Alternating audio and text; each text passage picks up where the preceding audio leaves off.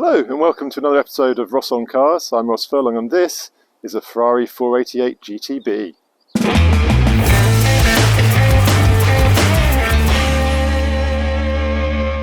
This is a very exciting moment for me. I've never even sat in a Ferrari, let alone driven one, so big thanks to Supercar Experiences up here in St Albans for letting me have a close look at their 488 GTB.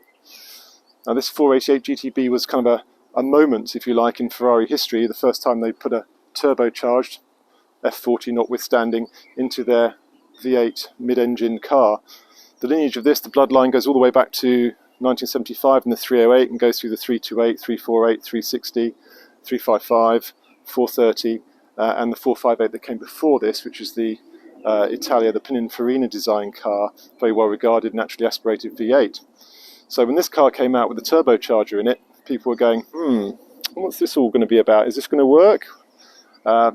General consensus was yes, a big yes, but they did some very clever stuff with it, bringing lots of influences in from F1, so the aerodynamics is much improved, downforce is up by 50%, and they brought in some very kind of innovative bodywork and styling stuff which helped with the aerodynamics, which I'll take you through now.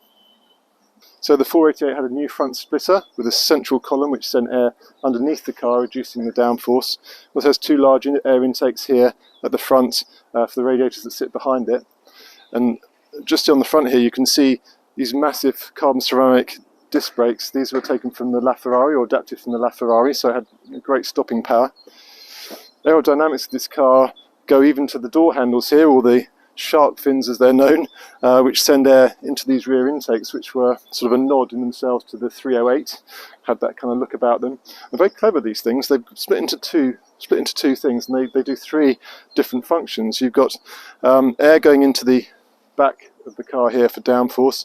You've got air going into the compressor as well for the turbo, and down here you've got air going into the intercoolers. So very functional design.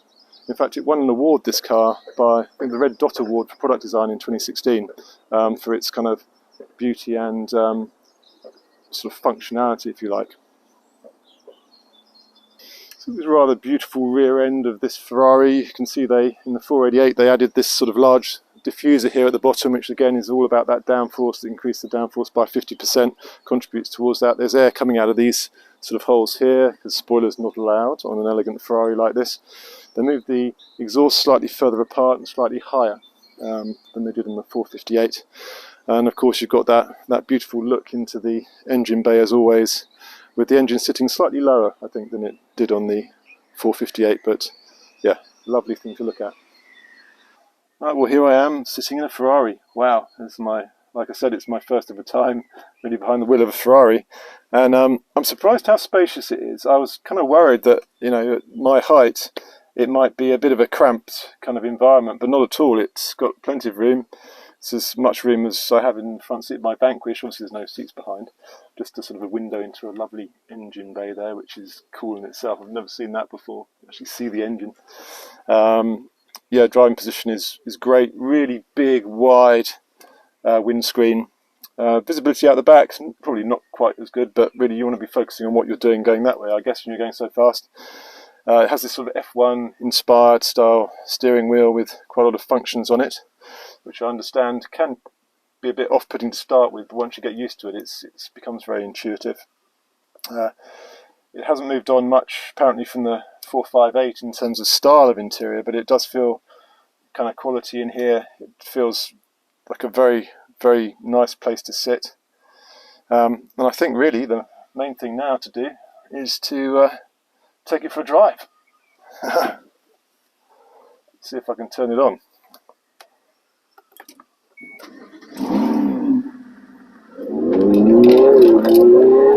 Okay, well here I am in the 388 GTB Ferrari. I haven't got a great deal of time today to film this driving bit, but I'll be able to give you a bit of a feel for what it's like. So let's just go and see what it does, okay?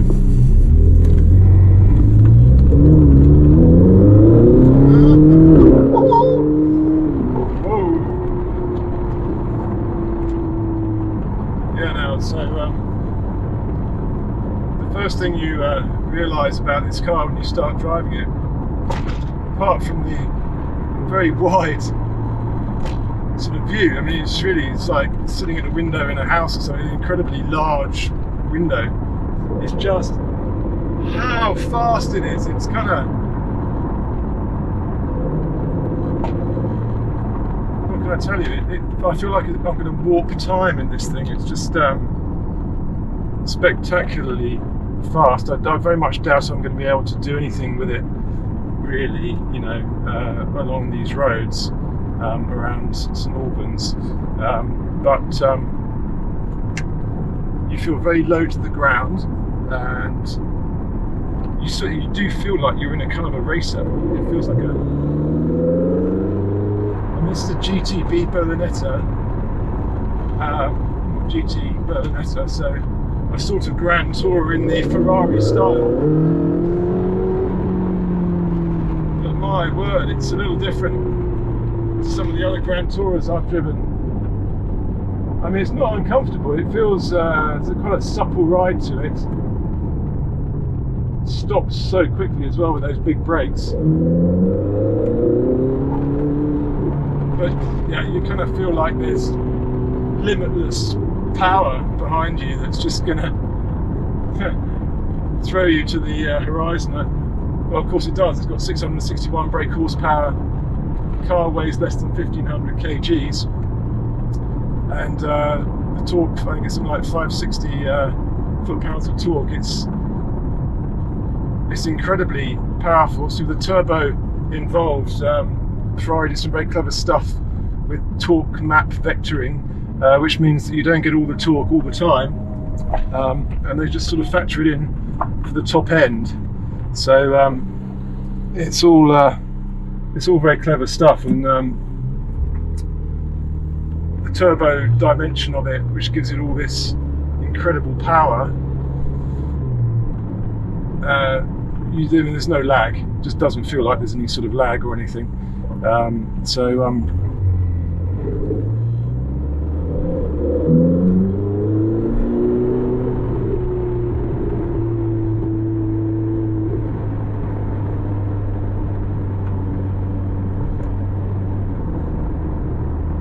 Visibility is pretty good as well, actually. You do really feel where the car is on the road. It feels wide, but that's partly, I suppose, because you're low down, and you can see the kind of two front wings of this Ferrari in front of you. I don't know where I'm going. I seem to be going to maybe the slowest part of St Albans possible, so I'll stop now and I'll turn around and try to see if I can find some slightly faster roads. Going over. My God, what a rocket ship. Unbelievable. It kind of feels like it's got some GT elements to it, of course. You know, you can sort of poodle around, but there's no doubt that when you put your foot down, it just turns into a beast. I mean, it's the fastest thing I've driven. Obviously I've never driven Ferrari before, but it's definitely the fastest thing I've driven. And but you know, it would be quite nice, I imagine, to drive this long distance as well, like long journeys. So I just basically would like to spend a lot more time in this car that I haven't got today. But you know, next time I feel let's do it. So let's give it one last blast, and then yeah, look forward to the next time.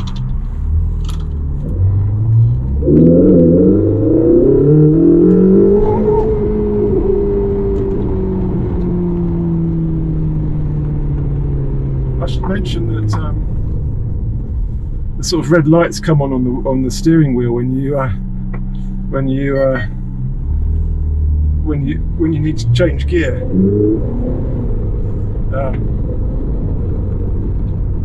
Which is sort of beyond cool, really. I mean, really, you know, beyond cool, that I have to say.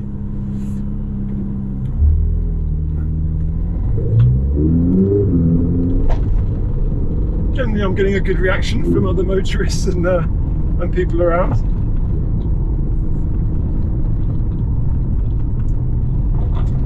I mean, it's an amazing looking car. Obviously, it's a bright red Ferrari. You know, people are going to stop and look.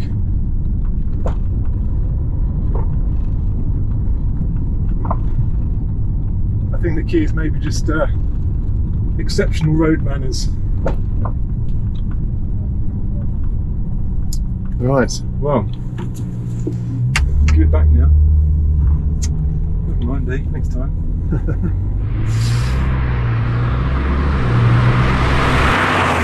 I hope you've enjoyed this review of the 488. Press like if you did, and also subscribe because I've got some great cars coming up, some Italian Exotica and some British cars too. Now if you'd like to drive this particular car, you can.